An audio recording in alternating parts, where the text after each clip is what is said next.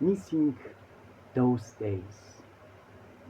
Beloved brothers and sisters, you are the salt of the earth, you are the light of the world. Carrying memories of us, I sometimes return to those days when laughter filled with the house, filled the house, all house, when everyone appeared at the table, when family made noise, stories, and familiar voices calling my name. Now some chairs stand empty, some smiles live only in memories. Time has changed everything silently, truly. And I learned this growing up. It is also learning to miss the people who once made the house feel complete. Yet I carry them with me in old photos, in favorite songs, in traditions I don't want to forget. We may no longer be complete, but love doesn't disappear. It simply learns to live in memory.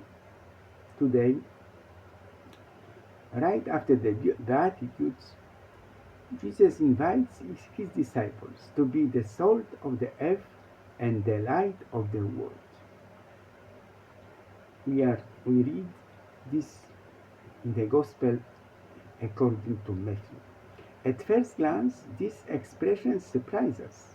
The Beatitudes emphasize the inner disposition of the disciples, poor in spirit, meek and humble of heart, seekers of justice, men of mercy, peacemakers. And now Jesus invites them to recognize the responsibility to weld and to reveal the true colors. You are the salt of the earth. This is an evocative image open to several complementary meanings. In Jesus' time, salt was used to fertilize the earth, like fertilizer to make harvest more abundant. It was also used to preserve food. However, its primary function is to impart flavor. Without salt, everything is bland. That sea salt was never pure sodium chloride. Gypsum and other minerals were also present, causing the salt to be contaminated. If the salt was improperly stored or exposed to water, the sodium chloride could dissolve and leach out, leaving behind solid mineral residues. These residual substances, such as gypsum, had the appearance of salt but were tasteless and useless for flavoring, preserving, or purifying. When this happened, the salt lost its flavor. It light, in light of this explanation, Jesus' teaching becomes especially clear. Christ teaches us today according to the salt of the earth.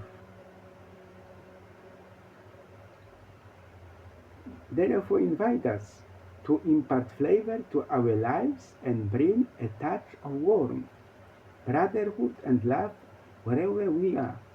It is not enough to pray and refrain from harm to respond to Christ's invitation. We must do the will of his Father.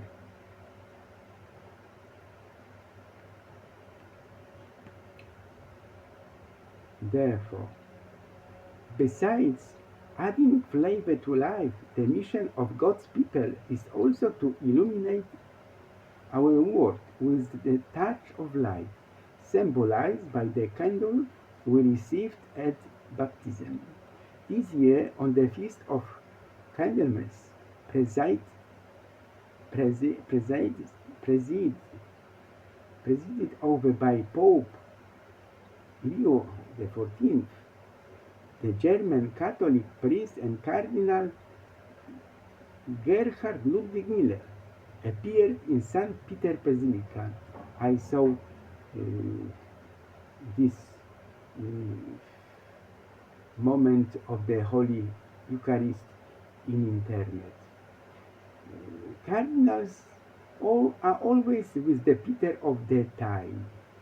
This eminent theologian was educated in Mainz, Munich, and Freiburg. In Breisgau, he earned his doctorate based on a thesis on the theology of Dietrich Bonhoeffer. He completed his habilitation in Freiburg, focusing on the theology of the communion of saints. Since 1986, he has been a professor of dogmatic theology at the University of Munich. In these days, I personally felt deeply edified by the presence in the eternal city on Eucharist of an eyewitness to our difficult times as a great professor. On the 2nd February this year. Without light, there is no color, no beauty, no life. Jesus lived in a pre-scientific society that was ignorant of many things, yet he was closer to nature than we are. Today we know that light is an essential source of life. Let your light shine. Jesus desires Christians to be sons and daughters of light in a world often feared with darkness. A city built on a hill cannot be hidden. The present universe is very diverse, sometimes shown to us from many perspectives. In 2025, the James Webb Space Telescope, located in the constellation Gemini, 1.5 million kilometers from Earth, detected the presence of a dimethyl sulfide and dimethyl disulfide in the atmosphere of an extrasolar planet, K2-18b, compounds considered biomarkers of life processes. On Earth, they are produced by primitive living organisms, marine phytoplankton, and bacteria. Recently, astronomers discovered the cosmic anomaly Cloud 9, a cloud containing a billion solar masses but no stars. This confirms a theory that long remained pure speculation. Astronomers have also observed objects powered by dark matter. In a Prisoner Diary by Nicolas Sarkozy, former president of France, we read this text. In prison, there is nothing to see, nothing to do. I forget the silence that doesn't exist in La Santé, the building of the prison. You can hear so much here. There is constant noise, just as in a desert.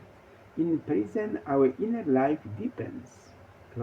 Quote end. Keeping our flame alive, therefore, becomes a daily struggle. If it goes out, we can rekindle it with the flame of Christ, symbolized in our churches by the Paschal candle.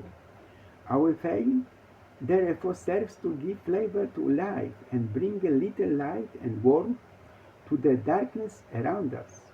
We need these two essential elements because man does not live by bread alone. The world desperately needs the enriching taste of God's grace. Without Him, the world is doomed to corruption and decay. With God, we and those we serve are preserved as pure and holy sacrifices, contributing to His glory and growing in holiness. Be the salt of the earth. Don't let your faith waver. Stand firm in your fidelity to Christ and His gospel, and you will transform the world around you. In doing so, you will not only glorify God, but also share in His eternal joy. Christ does not ask us to change the world, but to give it a little flavor, warmth, and life. If Christians are no longer salt to a world that is often bland and tasteless, if they are not a small light illuminating the darkness, they are useless. The chameleon Christian who adopts every passing trend and mentality, who takes on the color of his surroundings, is no longer useful. To those who become bland, to Christians who become colorless, odorless, and tasteless, Jesus, he says, if you want to give flavor and light to your world, you must be a little different from it. Another important point of today's gospel, Christ invites us to act this way not for our personal glory, but for the glory of God. Let your light shine before men, that they may see your good works and glorify your Father who is in heaven. We should not seek the glory of the community or the church, but always and exclusively the glory of God. Christ invites us to recognize who we are, the flavor and light of the kingdom, and to act accordingly. We must avoid becoming insignificant Christians. Neither hot nor cold. Would that you were either hot or cold, but because you are lukewarm, I will spit you out of my mouth. Contemporary Christian communities find themselves in a minority, even marginalized situation. A small flock emits a secular word or a word that claims to belong to other religions. The time of triumphalism, which caused too much harm for us to dwell on, has passed. Now has come the time of service.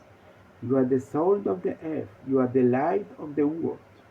Nothing is impossible to God. Let's prepare for his kingdom. Let's welcome him. The least Jesus of Nazareth will guide us. Jesus who put himself in our hands from the night of his birth until the dark hour of his death on the cross, shines in our story like the rising sun. A new day has begun. Let us wake up and walk in his light. Pope Leo XIV said, Beloved, the universe is still beautiful. Even the most distant world holds moments of light, mystery, and wonder. Christ does not ask us to change the world, but to give it a little flavor, a little warmth, and light.